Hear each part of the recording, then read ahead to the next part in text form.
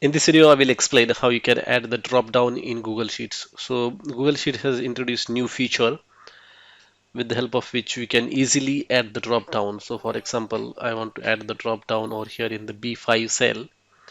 So what you have to do is just press add symbol and you will see there are lots of options like this.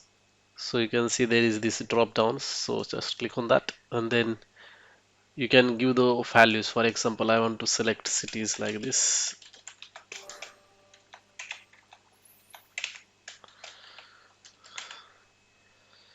And over here you can also choose the color as well. Let us look at advanced options, show help text, or if you want to show the help text you can also add that one and then click on done. So now the B5 drop down is created, and if you click on that you can see the Brisbane Sydney options. Okay, so let us see if you can access that over here. Is equal to B5,